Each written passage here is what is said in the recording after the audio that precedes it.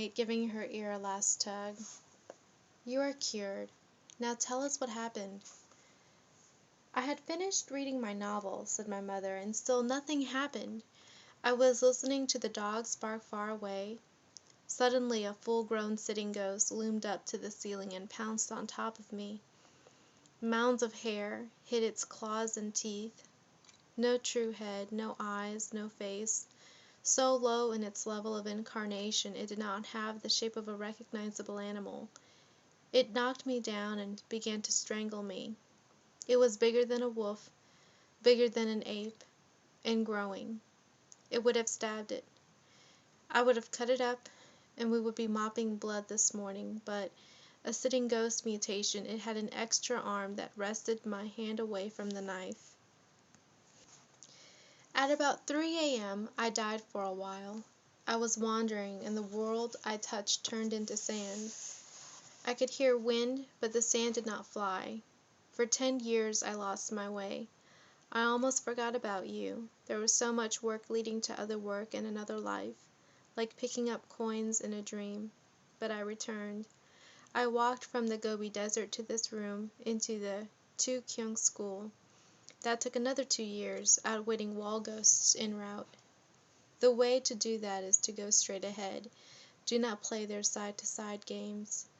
In confusion, they will instantly revert to their real state, weak and sad humanity. No matter what, don't commit suicide or you will have to trade places with the wall ghost. If you are not put off by the foot-long lolling tongues and the popped-out eyes of the hanged ones, or the open veins, or the drowned skin and seaweed hair, and you shouldn't be because you're doctors, you can chant these poor souls onto light. No white bats and no black bats flew ahead to guide me to my natural death. Either I would die without my whole life, or I would not die. I did not die. I am brave and good. Also, I have bodily strength and control. Good people do not lose to ghosts.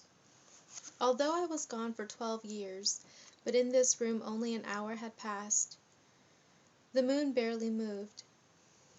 By silver light, I saw the black thing pulling shadows into itself, setting up magnetic whorls. Soon it would suck in the room and begin on the rest of the dormitory. It would eat us up. It threw boulders at me, and there was a sound like mountain wind, a sound so high it could drive you crazy. Didn't you hear it? Yes, they had. Wasn't it like the electric wires that one sometimes heard in the city? Yes, it was the sound of energy amassing. You were lucky you slept, because the sound tears the heart. I could hear babies crying in it. I could hear tortured people screaming, and the cries of their relatives who had to watch. Yes, I recognized that. That must have been the singing I heard in my dream. It may be sounding even now, though too strangely for our daytime ears. You cannot hit the ghost if you sweep under the bed. The ghost flattens at night, its dark sacks empty by daylight. It's a good thing I stopped it feeding on me. Blood and meat would have given it strength to feed on you. I made my will an eggshell, encasing the monster's fur, so that the hollow hairs could not draw. I never let up, willing its size smaller, its hairs to retract until by dawn the sitting ghost temporarily disappeared. The danger is not over. The ghost is listening to us right now, and tonight it will walk again, but stronger. We may not be able to control it if you do not help me finish it off before sundown.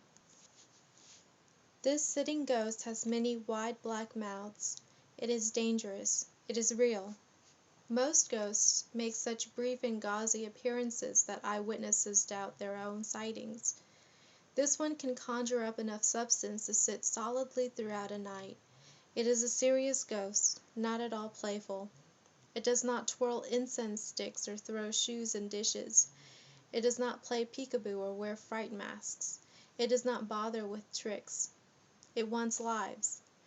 I am sure it is surfeited with babies and is now coming after adults. It grows. It is mysterious, not merely a copy of ourselves as, after all, the hanged men and seaweed women are. It could be hiding right now in a piece of wood or inside one of your dolls. Perhaps in daylight we accept that bag to be just a bag. She pointed with the flat of her palm as if it balanced the top, when in reality it is a bag ghost. The students moved from the bag in which they collected their quilting scraps and pulled up their feet that were dangling over the edge of the bed. You have to help me rid the world of this disease, as invisible and deadly as bacteria. After classes, come back here with your buckets, alcohol, and oil. If you can find dog's blood too, our work will go fast. Act unafraid. Ghost chasers have to be brave. If the ghost comes after you, though I would not expect an attack during the day, spit at it, scorn it. The hero in a ghost story laughs a nimble laugh, his life so full it splatters red and gold on all the creatures around him. These young women who have to back up their science with magical spells, should their parents be disappointed and not get well, now hurried to get to classes on time. The story about the ghost's appearance and the coming ghost chase grew, and students snatched alcohol and matches from the laboratories. My mother directed the arrangement of the buckets and burners into orderly rows and divided the fuel. "Let's fire the oil all at once," she said. "Now." "Whoop, whoop," my mother told the sound of a new fire so that I remember it. "Whoop, whoop." The alcohol burned a floating blue. The tarry oil which someone had bought from her village witch fumed in black clouds. My mother swung a big bucket overhead. The smoke curled in black bows around the women in their scholars' black gowns. They walked the ghost broom, the circle of little black women lifting smoke and fire up to the ceiling corners, down to the floor corners, moving clouds across the walls and floors, under the bed, around one another. "I told you, ghost," my mother chanted, "that we would come after you." "We told you, ghost, that we would come after you," sang the women.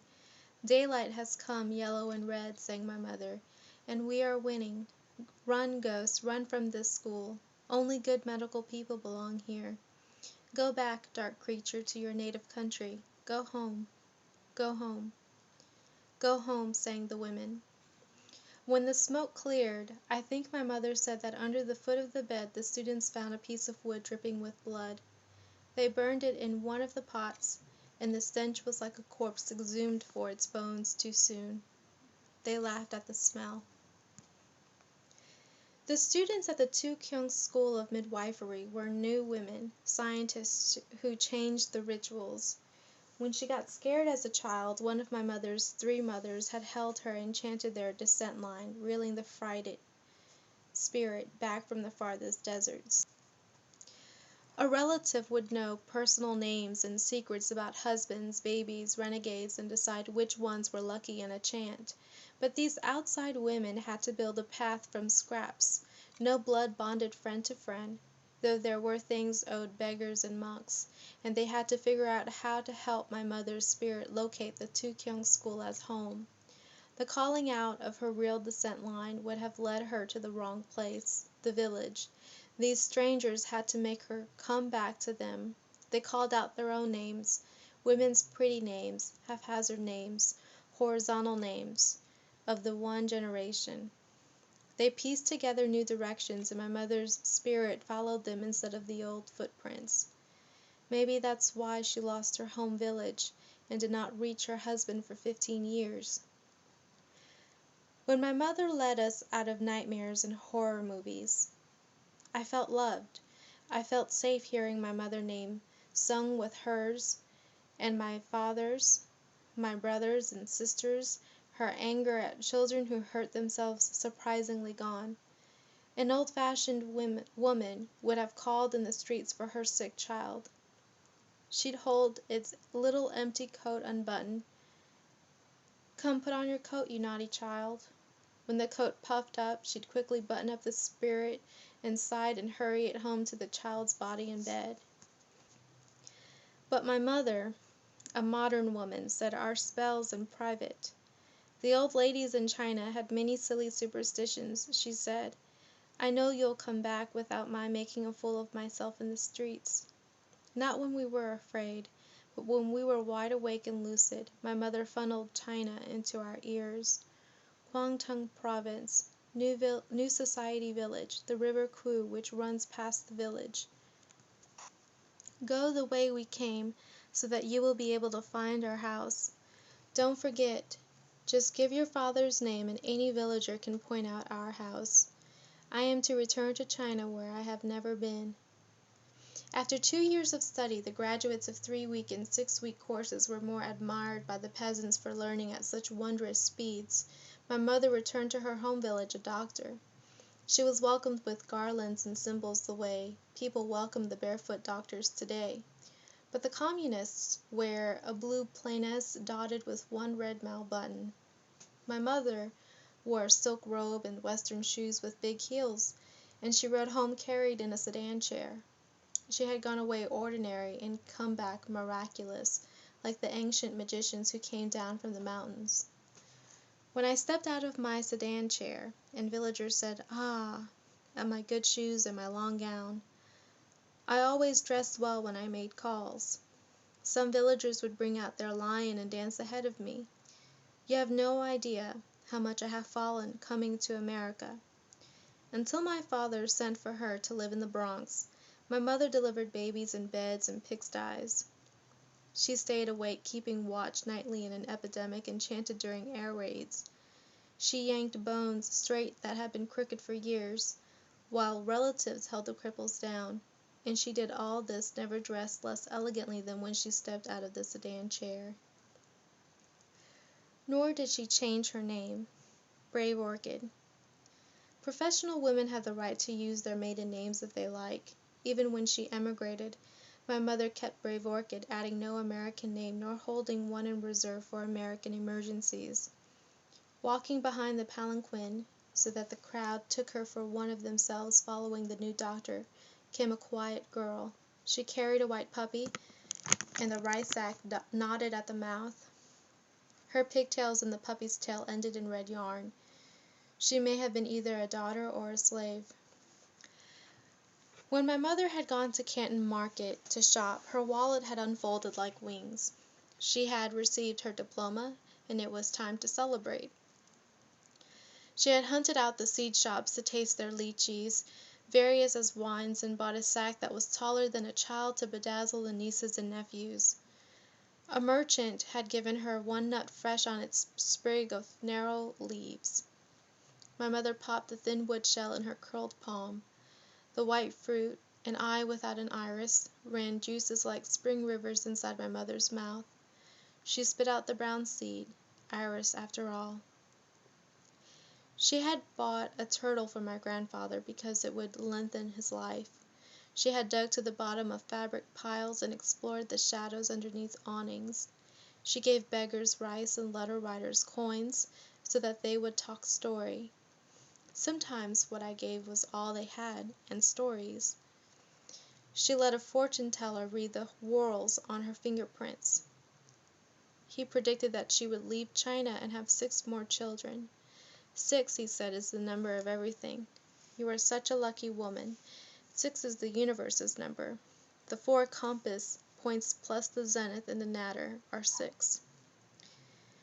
There are 6 low phoenix notes and 6 high, 6 worldly environments, 6 senses, 6 virtues, 6 obligations, 6 classes of ideograph, 6 domestic animals, 6 arts, and 6 paths of metempsychosis. More than 2,000 years ago, 6 states combined to overthrow Qin.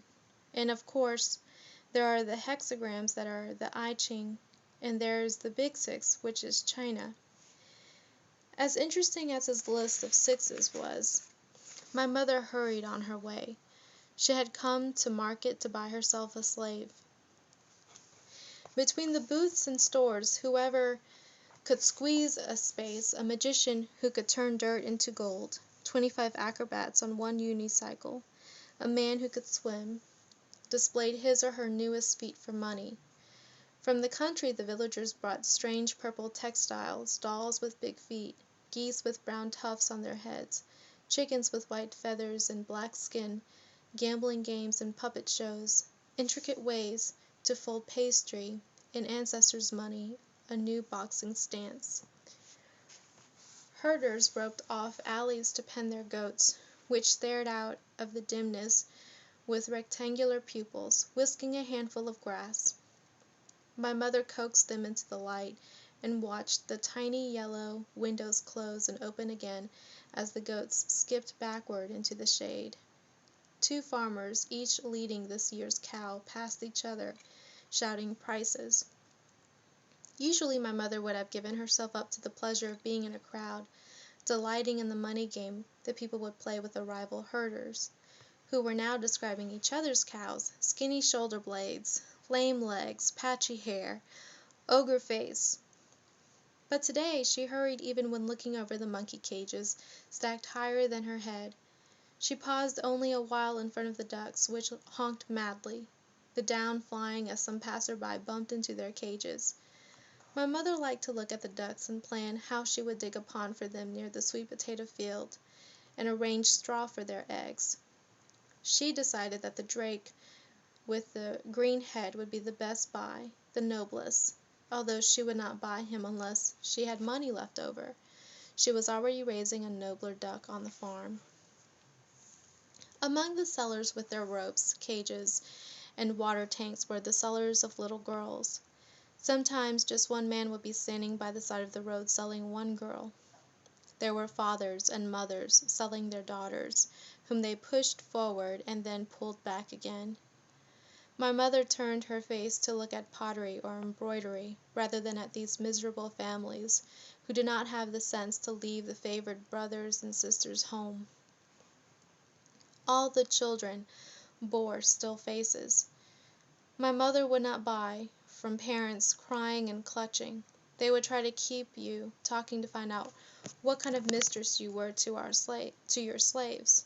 If they could just hear from the buyer's own mouth about a chair in the kitchen, they could tell each other in the years to come that their daughter was even now resting in the kitchen chair. It was merciful to give these parents a few details about the garden, a sweet, feeble grandmother, food. My mother would buy her slave from a professional whose little girls stood neatly in a row and bowed together when a customer looked them over. "How do you do, sir?" they would sing. "How do you do, madam?" "Let a little slave do your shopping for you," the older girls chorused. "We've been taught to bargain. We've been taught to sew. We can cook and we can knit." Some of the dealers merely had the children bow quietly. Others had them sing a happy song about flowers. Unless a group of little girls chanted some especially clever riddle, my mother, who distrusts people with public concerns, braggarts, went over to the quiet older girls with a dignified bows. Any merchant who advertises honest scales must have been thinking about weighing them, she says. Many sellers display the sign, "Children and old men not cheated." There were girls, barely able to toddle, carrying infant slaves tied in slings to their backs. In the undisciplined groups the babies crawled into gutters, and the older girls each acted as if she were alone, a daughter among slaves. The 1 to 2-year-old babies cost nothing. "Greet the lady," the dealer commanded, just as the nice little girls' mothers had been visitors came. "How do you do, lady?" said the girls. My mother did not need to bow back, and she did not. She overlooked the infants and toddlers and talked to the oldest girls. "Open your mouth," she said, and examined teeth. She pulled down eyelids to check for anemia. She picked up the girls' wrists to sound their pulses, which tell everything. She stopped at a girl whose strong heart sounded like thunder within the earth, sending its power into her fingertips. "I would have not sold a daughter such as that one," she told us. My mother could find no flaw in the beat. It matched her own, the real rhythm. There were people jumpy with silly rhythms, broken rhythms, sly, secretive rhythms. They did not follow the sounds of earth, sea, sky, and the Chinese language. My mother brought out the green notebook my father had given her when he left. It had a map of each hemisphere on the inside covers and a clasp that shut it like a pocket book. "Watch carefully," she said. With an American pencil she wrote a word, a felicitous word such as longevity or double joy, which is symmetrical. "Look carefully," she said into the girl's face. "If you can write this word from memory, I will take you with me. Concentrate now." She wrote in a plain style and folded the page a moment afterward. The girl took the pencil and wrote surely. She did not leave out a single stroke. "What would you do," my mother asked, "if you lost a gold watch in a field?" "I know a chant on the finger bones," said the girl, "but even if I landed on the bone that says to look no more, I would go to the middle of the field and search in a spiral going outward until I reached the field's edge. Then I would believe the chant and look no more." She drew in my mother's notebook the field and her spiraling path. "How do you cast on yarn?" The girl pantomimed her method with her large hands. "How much water do you put in the rice pot for a family of 5? How do you finish off weaving so that it doesn't unravel?" Now it was time to act as if she were very dissatisfied with the slave's answers, so that the dealer would not charge her extra for a skillful worker. "You tie the loose ends into tassels," said the girl. My mother frowned. "But suppose I like a finished border?" The girl hesitated. "I could press the fibers under and sew them down. Or how about cutting the fibers off?" My mother offered the dealer half the price he named. "My mother-in-law asked me to find a weaver for her, and obviously she and I will have to waste many months training this girl." "But she can knit and cook," said the dealer, "and she can find lost watches." He asked for a price higher than her suggestion, but lower than his first.